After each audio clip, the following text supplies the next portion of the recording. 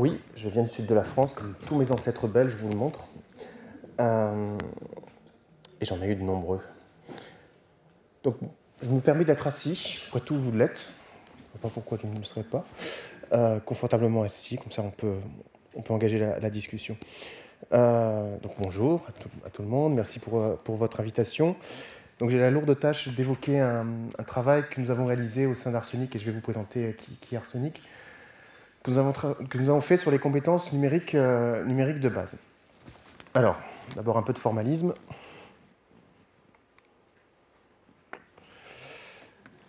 Arsenic, ça veut dire Association régionale de soutien aux espaces numériques de l'information et de la communication. Ça faisait Arsenic, c'était pas mal, comme ça tout le monde s'en souvient. C'est plutôt, voilà, c'est un bon moyen mnémotechnique. Je représente les espaces publics numériques de la région PACA, donc Provence-Alpes-Côte d'Azur. Là-bas, on appelle ça des IRIC, comme le prénom. C'est pas très glamour, mais c'est comme ça. Donc, ce sont les espaces régionaux Internet citoyens. C'est à peu près 150 lieux en région Provence-Alpes-Côte d'Azur, 110 médiateurs numériques. Donc on ne parle plus d'animateurs numériques maintenant. On a balayé, on appelle ça des médiateurs numériques. Voilà, ça permet d'englober à la fois la dimension formation, la dimension animation, développement de projet, développement local. Voilà. On inclut comme ça une cohorte un peu plus large. Alors, je corrige, ce n'est pas 450 000 usagers, parce que sinon il y a à peu près un tiers de la population de PACA qui serait adhérente. C'est 450 000 visites. Un programme qui, tout comme vous, a 10 ans, un programme initié en 2002, soutenu essentiellement par une collectivité locale qui s'appelle la région Provence-Alpes-Côte d'Azur. Et surtout, ce qui est intéressant et passionnant et compliqué à la fois, c'est que c'est une très grande variété de territoires, à la fois des très très grandes villes comme Marseille, Toulon, Nice, et à la fois des petits villages perdus au fin fond de la montagne. Donc c'est des disparités territoriales qui sont très intéressantes et un nombre de porteurs de projets plutôt hétérogène aussi, puisqu'on a 50% portés par des associations, 50% portés par des collectivités, on va dire notamment des communes. Donc ça, c'était pour la partie formalisme. Alors, puisque je dois parler de compétences numériques de base, on va commencer par parler de la pêche. Donc ça va de soi. Alors, nous sommes tous ici pour l'essentiel formateurs ou médiateurs. Et on connaît tous la formule de Confucius. Voilà, si tu donnes un poisson à un homme, il mangera un jour. Si tu lui apprends à pêcher, il mangera toujours. Voilà, c'est presque un credo de formateur. Sauf qu'on voit que Confucius, en fait, n'a jamais été formateur. Parce que former à la pêche, ça veut dire quoi? Ça veut dire former à des outils.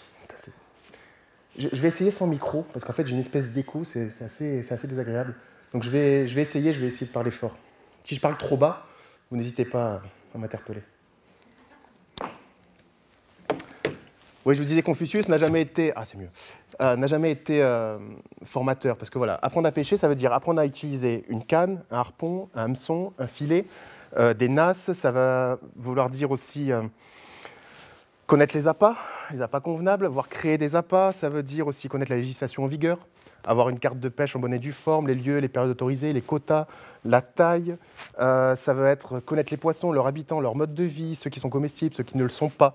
C'est aussi les gestes, les postures, les méthodes de conservation, les méthodes de préparation. Bref, apprendre à pêcher, c'est pas si simple. Voilà. Et ça couvre tout de suite des compétences relativement larges.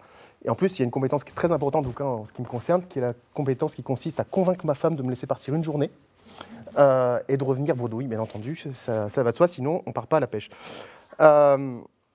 Donc l'idée de cette petite digression, histoire de vous faire sourire au début et d'oublier le repas sans dessert, histoire d'appuyer sur le... c'est de pointer du doigt que lorsqu'on tente d'aborder la notion de compétences numériques de base, en fait, on se retrouve vite devant une espèce de puits sans fond. Voilà, ça veut dire quoi des compétences numériques de base? Quelles sont les compétences numériques que nous partageons tous ici? Voilà. Nous sommes tous différents, nous avons des pratiques, des niveaux de pratiques complètement différents. Qu'est-ce qui, si on gratte jusqu'au socle un peu granitique, qu'est-ce que nous partageons tous en termes de compétences numériques de base? Donc ça, c'est un chantier que nous avons ouvert en fin d'année dernière avec une équipe de médiateurs numériques, une dizaine de médiateurs, avec l'aide, et je vous dirai un peu plus tard avec l'aide de qui, on a exploré cette notion-là de compétences numériques de base. En gros, on a creusé. Alors pourquoi on a creusé? C'est parce qu'on s'est retrouvé en fait avec des médiateurs qui nous disent « je n'en peux plus, les usages numériques, il commence à y en avoir trop, je n'arrive plus à suivre ». Tout à l'heure, Olivier, je sais pas, il est encore dans les salles, Oui, pardon, je ne te voyais pas. Olivier parlait du fait de la difficulté des formateurs et des animateurs, des médiateurs à se former et hop là, à être un peu au jus. Effectivement, c'est pas simple parce que voilà ce qui nous attend, quoi. Grosso modo, ce qui va nous attendre, très rapidement, hein, on a une imprimante 3D. L'imprimante 3D, c'est 600 € aujourd'hui. On annonce pour fin 2013 des imprimantes 3D à 200 €. Donc, on va se retrouver à la maison avec des imprimantes 3D. C'est le quantified self, c'est-à-dire le fait de se mesurer en permanence, mesurer ses pas, mesurer ce qu'on mange, mesurer son poids, mesurer son taux de graisse, et je sais de quoi je parle. Ça va être aussi de mesurer son sommeil, la quantité de sommeil, la qualité de sommeil, donc c'est se mesurer en permanence. C'est aussi le fait d'utiliser un iPad maintenant au milieu du plateau de Monopoly. Ça devient un acteur, un joueur parmi les autres. Ça va être la télévision connectée, ça va être le frigo connecté.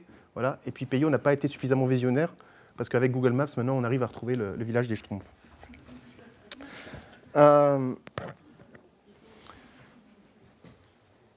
Donc on peut être enthousiaste, on peut être réticent par rapport à tous ces usages, mais on ne peut pas faire comme s'ils n'étaient pas là. Voilà, c'est ça le message principal. Et la question qui se pose, c'est en quoi nos contenus, nos méthodes de formation et d'animation numérique vont permettre à nos publics d'être autonomes et acteurs de ces différents usages-là. Et ça, évidemment, c'est qu'une toute petite panel, un petit peu provocateur, mais c'est quand même quelque chose qui va arriver, de toute façon. Voilà. Comment une personne qui passe chez nous va acquérir des compétences suffisantes pour pouvoir utiliser ça. Voilà. Et en être acteur, et pas juste le subir. En quoi le PMTIC va me permettre de concevoir et d'imprimer un objet 3D ? Voilà, je vous pose la question, vous avez 3 heures. Donc voilà l'objet du travail que nous avons réalisé. Donc, alors j'ai tout écrit en fait, donc j'essaye de faire semblant d'être à l'aise, mais en fait tout est écrit, sauf les blagues. Donc on a travaillé avec un monsieur qui s'appelle Frank Danzer, qui est docteur en comment on appelle ça, en sciences de l'éducation. On s'est appuyé sur des travaux d'une chercheuse américaine qui s'appelle Renée Hobbs. On a travaillé aussi sur des travaux de chercheurs israéliens qui s'appellent Esheta Alkalai, aussi sur les travaux de l'économiste Jérémy Rifkin. Je vous recommande, c'est un peu lourd pour Noël, mais c'est plutôt intéressant. Et surtout, je ne saurais que trop vous recommander la lecture de Petites Poussettes. Je ne sais pas si certains connaissent. Oui, vous avez lu Petites Poussettes de Michel Serres, je pense que vous le connaissez. Mais Petite Poussette, c'est remarquable, hein, ça se lit en 2 heures et c'est voilà, presque à la rigueur, tout est dit, quoi. Je vous aurais distribué Petite Poussette, je serais parti, c'était pareil. Voilà, on s'est appuyé sur tout ça. Je montre ça pour montrer que ça a été sérieux, quoi. Voilà, on a bien travaillé, on est des gens bien. Donc dès le début des échanges avec les médiateurs, ils nous faisaient systématiquement remonter des problèmes récurrents. Sur les différents cours et les différentes méthodes qu'ils ont pu mettre en place. Et c'est ce que pointait Olivier tout à l'heure. Ils nous disent, voilà, je me suis cassé la tête à faire des super cours sur le clavier, la souris, etc. Et maintenant, je me retrouve avec des gens qui viennent avec des tablettes. Et dit, voilà, alors il faut que je revoie tout de fond en comble. Il y en a, en gros, ils en avaient un peu marre. Voilà, pareil, j'ai fait un cours sur Word et les gens veulent utiliser Google Doc. Voilà, génial. Donc, je me suis cassé la tête, j'ai fait des belles captures d'écran. Et au final, ce n'est pas le bon outil, etc., etc., etc. Et avec le flot de services qui arrive, ce que je vous ai montré là tout à l'heure, on dit, voilà, comment je vais m'adapter, comment je vais réussir à suivre tout ça. Donc, on a une espèce de perte de temps et une espèce de fuite en avant sur les cours, les contenus, les méthodes, les usages, etc., etc. Donc, en fait, c'est là où on s'est dit, il faut vraiment qu'on gratte, il faut vraiment qu'on arrive à trouver quelque chose de relativement souple, de relativement profond, quand même, qui va nous permettre d'aborder sereinement l'ensemble de ces usages, l'ensemble de ces contenus.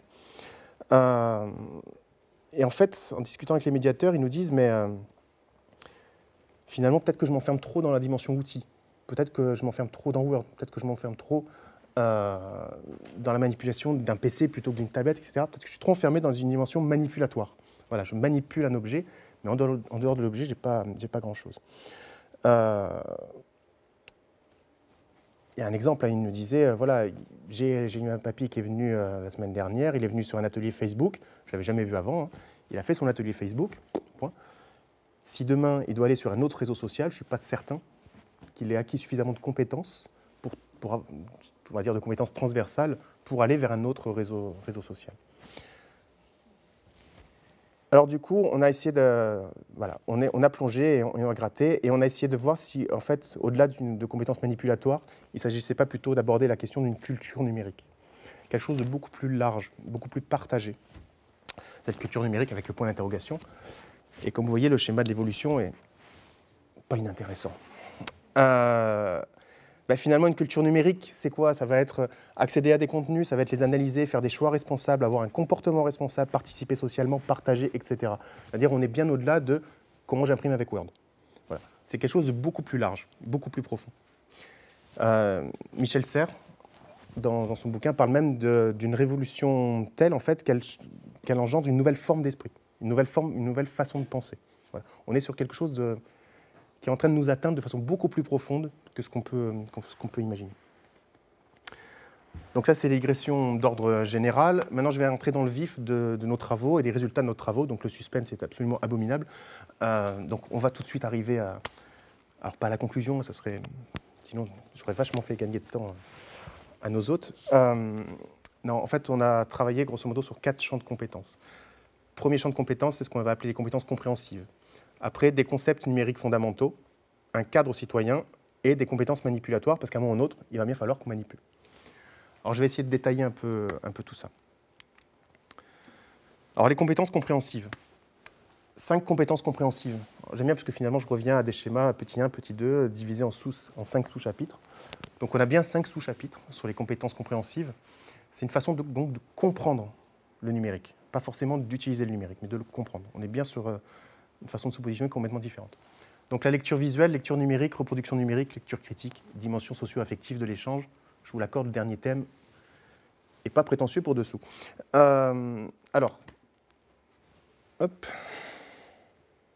On va commencer par la lecture visuelle.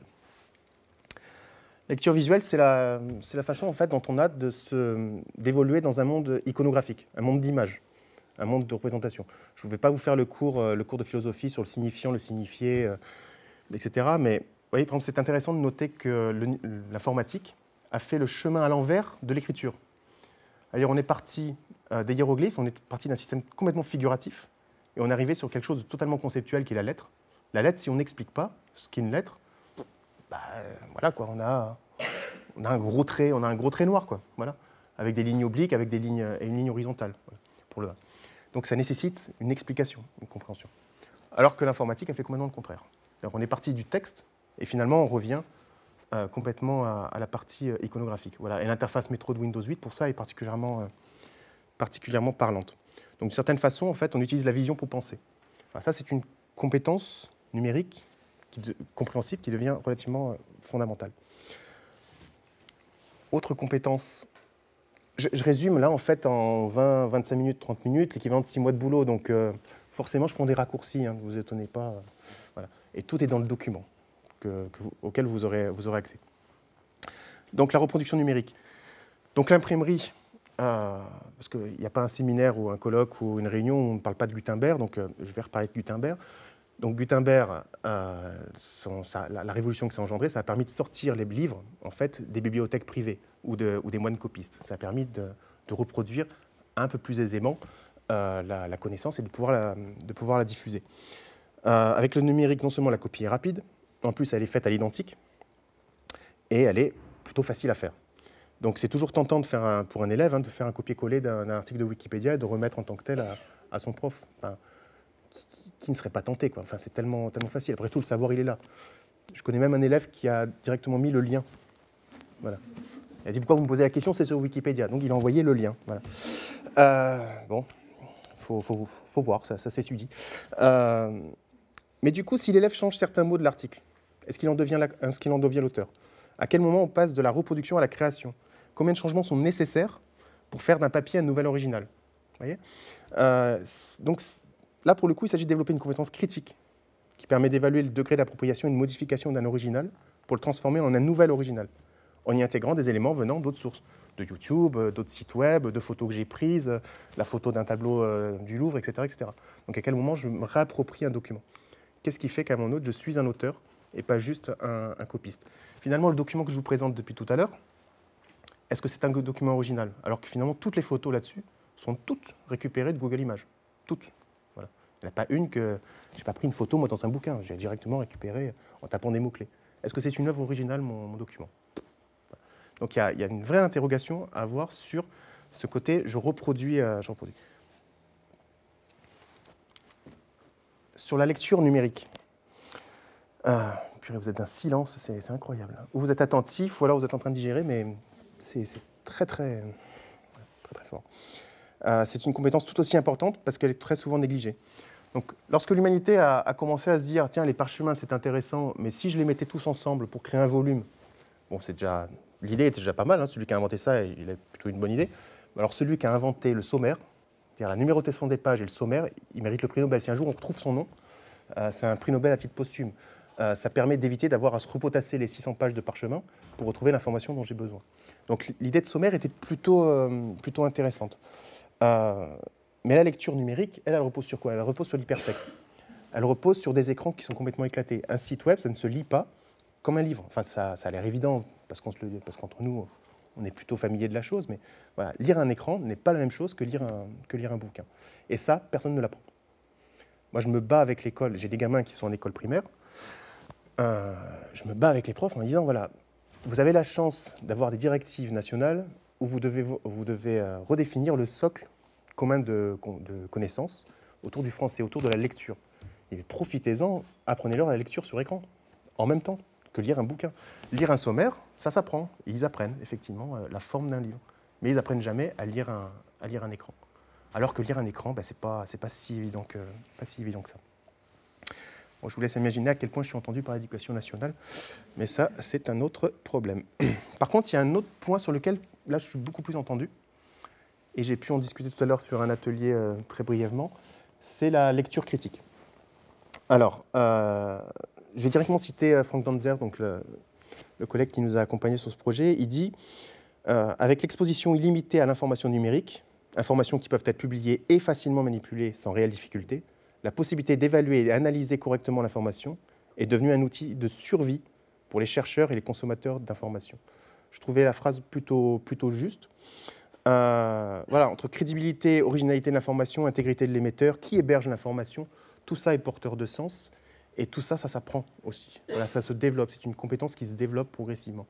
On n'aborde pas Internet en sachant, sans être accompagné au préalable, sans avoir un esprit critique, une lecture critique. On ne peut pas savoir si l'article qui est sur Wikipédia est vrai ou faux. Est-ce qu'il est efficace, est-ce qu'il non est efficace, qui l'a produit, qui l'héberge, pourquoi ça a été fait, quelle est l'intention qui est derrière, etc. Ça, c'est une compétence qui est particulièrement complexe à développer. Et d'ailleurs, j'ai lu ce matin, parce que j'ai été très très sérieux, très studieux, je suis allé sur le site du PMTIC et j'ai défilé tous les modules. Et il y a un module là-dessus, qui est le module, un contenu spécifique qui s'appelle « Analyser ». Alors, vous connaissez tous par cœur vos modules. Donc, c'est présenté ainsi. Tout ce qui est publié sur Internet n'est pas toujours fiable. Il est donc important de consulter les sites avec un œil critique. Voilà. Donc, on est passé du « je pense, donc je suis » à « je doute, donc je surfe ». Voilà. Donc, on change un peu de paradigme. Pour finir sur les compétences, alors la dimension socio-affective de l'échange, j'adore. Alors c'est pas moi qui l'ai trouvé, hein, c'est mon docteur en sciences de l'éducation. Il avait envie de faire quelque chose d'un peu solide là-dessus. Internet, c'est un formidable réservoir de collaboration et d'échange entre des amis, des parents, des collègues de travail, des militants, des amateurs, etc., etc. Mais lorsque vous vous connectez sur un forum de discussion sur la pêche, pour revenir à notre ami Confucius, qu'est-ce qui vous dit que les personnes qui y discutent sont vraiment ce qu'elles prétendent être? Ça, c'est la grosse question. Quand vous êtes sollicité sur Facebook pour sauver tel ou tel enfant leucémique, c'est vrai ou c'est faux? Ou est-ce que c'est un canular? Voilà. Les avis... Donc, avant de venir ici, moi, je suis allé voir un peu les avis sur les hôtels du coin. Qui c'est qui écrit des recommandations sur tel et tel hôtel? Alors, vous avez de la chance. Je ne sais pas si c'est de la chance ou de la malchance, mais vous avez la fameuse carte d'identité électronique qui permettrait de signer et de savoir qui a écrit. Et tout à l'heure, on parlait d'un réseau social sur l'atelier sur la citoyenneté, un réseau social où on pourrait être clairement identifié. Pour l'instant, ce n'est pas le cas.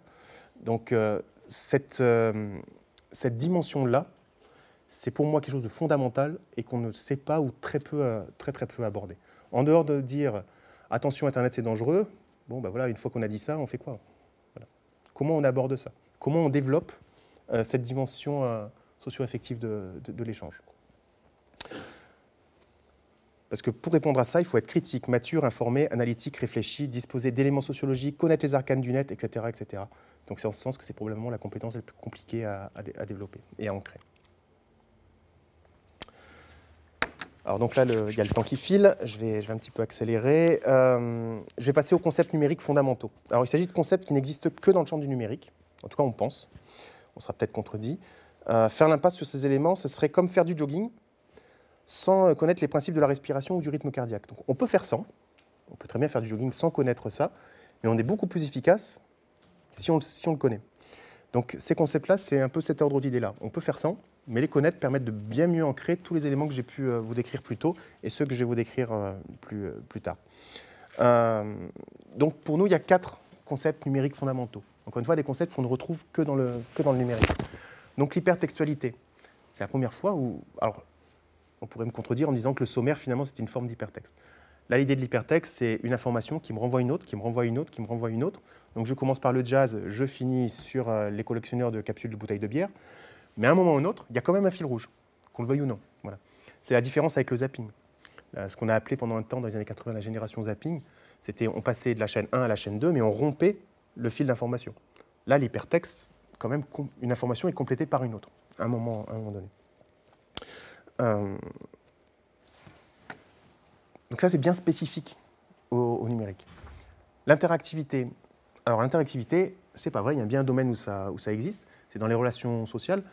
C'est-à-dire, je vous insulte, vous m'envoyez votre main dans la figure, il y a l'interactivité. Voilà. Mais en fait, l'interactivité, c'est quoi? Il y a une action, un traitement, une réponse. Ben ça s'appelle un algorithme. Voilà. Quand j'interroge, je vais retrouver mon petit fil une petite seconde. Tac, voilà, c'est ça. Ah oui, c'est ça. Excusez-moi, j'étais perdu.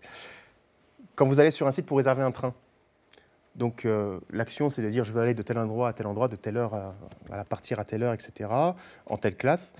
L'algorithme traite la requête et vous renvoie un résultat. Donc c'est ça, cette notion d'interactivité, qui est bien spécifique, encore une fois, au numérique. Et pour info, la photo que vous voyez là, c'est une dame qui a perdu l'usage de ses bras et qui pilote un bras robotisé uniquement par la pensée. Voilà. On a encore un autre niveau d'interactivité. Et ça ne se voit pas trop, mais sur sa tête, elle a 2 appareils.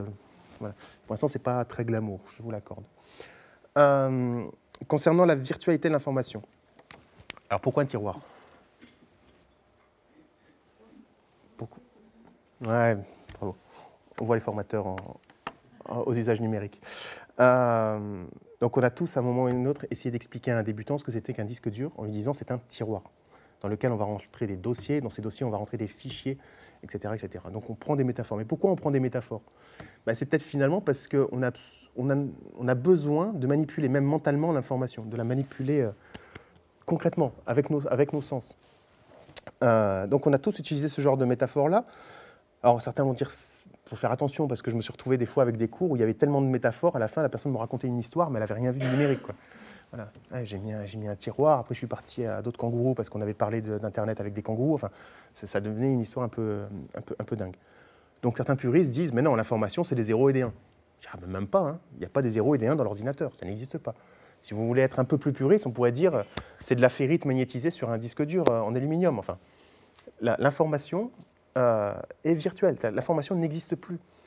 Heureusement, maintenant, on a des icônes avec un fichier qui ressemble à une page écornée pour un document texte. Mais au final, dans le disque dur, il ne ressemble pas à ça. Voilà. L'information est virtuelle. Voilà. Et ça nous paraît tellement évident parce que nous sommes là-dedans. Pour plein de gens, interrogez-les un peu sur leur représentation de ce qu'ils ont, sur qu'est-ce qu'il y a dans l'ordinateur, qu'est-ce qu'il y a dans le disque dur. C'est parfois cocasse, hein, quand même. Je l'ai fait il n'y a pas longtemps, j'ai été assez surpris. Et alors, encore pire maintenant, ça va être la virtualité de l'échange. Donc je pense que vous avez déjà assisté à cette scène, en fait, où vous avez deux apprenants côte à côte, avec un ordinateur, relié à Internet. Ils abordent le mail, et puis généralement, on se donne les adresses des uns et des autres, puisqu'on vient de se créer une adresse, et donc on s'envoie un mail, les uns aux autres. Et moi, j'ai déjà assisté plusieurs fois, il me dit, tiens, tu vas le recevoir vite, tu es à côté de moi. Voilà. Ouais. Donc oui, les représentations qu'on peut avoir sur la virtualité de l'échange, voilà, il est à côté, donc c'est normal. Alors quand on commence à lui dire que c'est passé par Johannesburg, que ça fait un détour par Singapour et que c'est revenu en passant par Paris, oui, ils ont du mal à concevoir la chose. Alors maintenant, avec l'avènement du cloud computing. Je ne sais pas si le monsieur, j'ai croisé tout à l'heure, le monsieur qui était dans la vidéo de ce matin, qui disait, mais alors il va falloir qu'on aborde le cloud computing, il va falloir qu'on aborde les traitements de texte en ligne. Le traitement de texte en ligne, votre document Google Doc, il n'est pas dans l'ordinateur.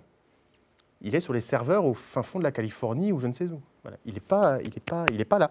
Le document n'est pas là. Il est représenté là, mais il n'est pas là. Là, pourquoi j'ai mis cet exemple-là Alors, je ne sais pas, certains ont un iPhone ici.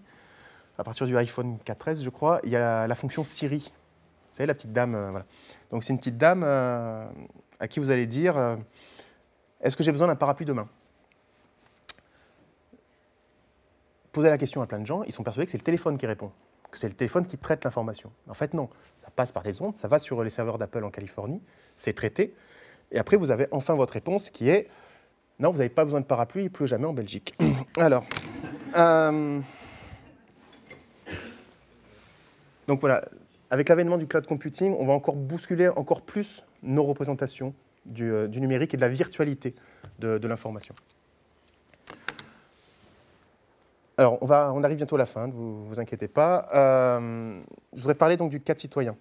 Comme dans la vie analogique, ou la vie réelle, en IRL, in real life, pour les puristes, le monde numérique est soumis à des règles et à des lois, des règles comme la netiquette, que certains, je pense, connaissent sur le bout des doigts, voilà, qui dit que, par exemple, on n'écrit pas en majuscule, sinon c'est comme si on hurlait dans un forum.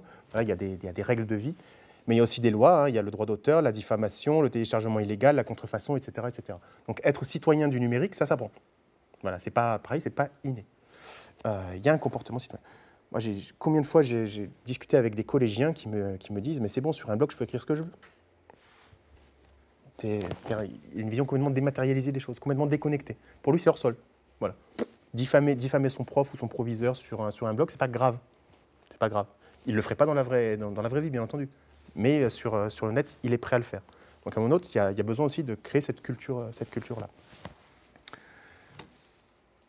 Alors, j'en viens à la fin de mon exposé. On est parti un peu sur une logique d'entonnoir. Il y a des compétences compréhensives un peu larges et partagées. Après, des concepts clés, des concepts numériques fondamentaux. Maintenant, le cas de citoyen. Et maintenant, on en arrive enfin à la manipulation. C'est-à-dire, qu'est-ce que je fais concrètement avec tout ça? Pour nous, grosso modo, il y a quoi? Il y a 4 domaines de compétences manipulatoires. Il va y avoir la création. À partir du moment où j'écris un mail, je suis dans une création. Je fais un dessin sur un iPad, je suis dans la création. Je retouche une photo, je crée un album pour Noël, pour diffuser à papy et à mamie. Je suis dans une étape de création. Je manipule les outils de création. Quand je vais communiquer, donc de toute façon avec l'avènement d'Internet et du cloud computing, tous nos actes numériques vont devenir des actes de communication à un moment donné. Quasiment plus rien est offline. Tout est online à un moment donné. Donc envoyer un email, participer à une visioconférence, travailler sur un document partagé, etc. etc. C'est la compétence manipulatoire orientée communication. La recherche d'informations. On nous parle de big data. Je ne sais pas si vous avez déjà entendu parler de ce terme. C'est-à-dire tout est doté, tout est data, tout est donné. Donc il va sans dire que la porte d'entrée dans le numérique, c'est la recherche d'informations. Alors, avec Google, certes, tous les formulaires de recherche d'informations, les formulaires par exemple les sites de e-commerce, les annuaires en ligne, les réseaux sociaux, etc. J'ai lu hier que sur Facebook représente 15% des requêtes de recherche d'informations sur Internet à l'échelle mondiale. C'est-à-dire Google, c'est une des portes d'entrée, mais maintenant les réseaux sociaux sont aussi une porte d'entrée. Donc la recherche d'informations, c'est une compétence manipulatoire des plus importantes, cela va s'en dire. Et enfin, l'environnement numérique, parce que chercher, communiquer, créer, c'est bien, mais tout ça passe par des environnements numériques qui prolifèrent. Donc l'ordinateur, oui, mais avec ses différents systèmes d'exploitation, Mac, Windows, Linux, puis les différentes versions de Mac, les différentes versions de Linux, et pareil pour Windows. Pour ceux qui ont essayé Windows 8, ils savent de quoi je parle. Les supports tactiles, les netbox, les lecteurs Blu-ray, le GPS, la console de jeu, etc. Tout ça, ce sont des environnements numériques qui nécessitent d'être manipulés et de comprendre ce que c'est que cet environnement. Tout ça pour en arriver à ça. Alors je sais, c'est moche, mais au final, voilà, si on représente de façon schématique les compétences numériques de base, on en est là. Une logique un peu de tronc. Voilà, on aime bien les termes de tronc commun quand on est en formation. Donc les compétences compréhensives, entourées des compétences numériques clés en pointillé, parce qu'elles ne sont pas nécessaires, elles ne sont pas obligatoires. Et ensuite, le manipulatoire autour de la création, de la communication, de la recherche et de l'environnement numérique. Et de façon un peu transversale, le cadre citoyen. Alors, pour faire quoi tout ça? Parce qu'on m'a demandé d'être un peu concret et de se dire, voilà, et tout ça, ça veut dire quoi dans notre quotidien de formateur? Alors, ce matin, j'ai beaucoup entendu les stagiaires qui étaient interrogés parler de Word, Excel, PowerPoint. Alors, je ne vais pas vous faire la litanie sur le logiciel libre, les formats propriétaires, etc. De toute façon, je crois que vous l'avez déjà abordé, puisque vous avez intégré OpenOffice et LibreOffice dans vos réflexions. Ce n'est pas forcément là-dessus. Mais voilà, une personne qui aura été formée, initiée à Word, par exemple, à Noël, elle va recevoir une tablette sur Android. Son seul outil proposé de base pour faire du traitement de texte, ça va être Google Doc. À quel moment on a mesuré sa capacité de transversalité, d'avoir des compétences transversales qui vont lui permettre d'être suffisamment autonome et acteur sur un nouvel outil? Est-ce qu'on s'y est seulement interrogé? Voilà. Vous faites une formation à Office 2013, je ne sais pas si vous l'avez vu passer, c'est quelque chose. Hein. Donc ils ont encore pas mal changé l'interface, sauf que le demandeur d'emploi, il va trouver du taf, du boulot, il va se retrouver dans une entreprise qui a encore Office 2003. Voilà. Donc c'est vrai, on l'aura formé, on aura fait le job, on l'a formé à Word. Mais ce n'est pas la même chose quand même que de passer de 2013 à Office 2003. Hein. C'est un monde. Voilà. Et en tout cas, je ne sais pas en Belgique, mais en France, il y a encore beaucoup d'entreprises qui sont sur Office 2003. Donc le travail qu'on a fait, on le diffuse gratuitement en Creative by SA. C'est ce qu'on appelle un document martyr. Ça n'a pas vocation à donner une leçon à qui que ce soit. On n'est pas en train de vous dire, voilà, c'est ça les compétences numériques de base. Et puis ceux qui dévient, dehors. Non, c'est pas ça l'idée. C'est plutôt un encouragement à réinterroger nos pratiques professionnelles. À se rendre compte qu'un contenu qui nous paraît évident maintenant, ou alors parce qu'on en a marre de rabâcher tout le temps la même chose aussi, il ne faut pas se cacher, de répéter 15 fois par semaine, voilà, une souris, c'est comme ça que ça se manipule.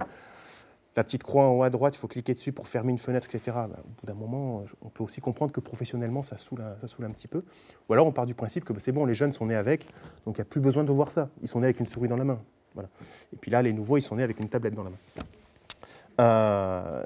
Non, c'est de se dire, voilà, j'ai mis ça de côté, mais pourquoi j'ai mis ça de côté? À un moment donné, ça marchait, ça ne marche plus. Voilà, c'est juste l'idée de se réinterroger un peu sur notre façon de nous positionner par rapport à cette culture numérique au sens large et aux compétences numériques de base. Voilà, je me retrouve, j'étais encore la semaine dernière dans un ERIC, donc dans un EPN. Il y avait une dame, c'était la première fois qu'elle allait sur le web. Elle se retrouve devant sa première page de résultats sur Google. Donc le formateur, enfin l'animateur, il lui dit c'est bon, vous cliquez sur le premier lien et vous allez sur le... Je dis wow. Est-ce qu'elle sait ce que c'est qu'un lien? Tu te rends compte, elle se retrouve, elle a tapé dans un carré, elle a tapé du texte, tu lui as dit d'appuyer sur la touche entrée, donc sur un clavier, donc il a fallu qu'elle passe de l'écran au clavier. Elle se retrouve avec une page de lien bleue. Alors pourquoi ils sont bleus? Ils auraient pu être vert, rouge ou je ne sais quoi. D'autres étaient déjà violets parce que quelqu'un avait déjà visité ce site, etc. Il y a des liens publicitaires, etc. Je dis voilà, il y a tout un monde dans une seule page. Et là, tu lui dis c'est bon, tu cliques là et tu vas. Et qu'est-ce qui s'est passé? Voilà, pourquoi tu fais ça? C'est peut-être assumé ou peut-être que tout simplement, il n'a plus réfléchi. Il y a 3 ans, 4 ans, 5 ans de ça, il le faisait. Là, il ne le fait plus. C'est juste plutôt de se repositionner, de se réinterroger sur nos pratiques professionnelles. Alors après, c'est peut-être une discussion, j'ai essayé d'entamer ça tout à l'heure avec nos amis des EPN de Wallonie. Peut-être aussi qu'il y a un positionnement et une ambition qui est peut-être un peu différente entre le PMTIC et les EPN au sens large. Les EPN ont peut-être un rôle qu'on va qualifier d'éducatif. L'idée, c'est plutôt de former des citoyens du numérique, voilà, qui sont suffisamment autonomes et acteurs. Vous avez une mission qui est peut-être plus ciblée autour des demandeurs d'emploi, où il y a une vision de la compétence qui est plutôt managériale. C'est-à-dire, j'ai une compétence parce que je dois être employable. Voilà. On me demande, c'est le monsieur qui disait, pour avoir le boulot, il fallait que je maîtrise Excel, parce que c'était écrit dans la demande d'emploi, dans l'offre d'emploi. Donc on a peut-être des visions. Sauf que je sais qu'il y a des EPN qui proposent aussi le PMTIC, donc il y a forcément des croisements, les choses ne sont pas aussi cloisonnées que ça. Mais on a peut-être des approches complémentaires ou différentes selon les points de vue. Voilà, je vais arrêter là. Je vous remercie de votre attention. Je suis à votre disposition pour toute forme de questions. Merci.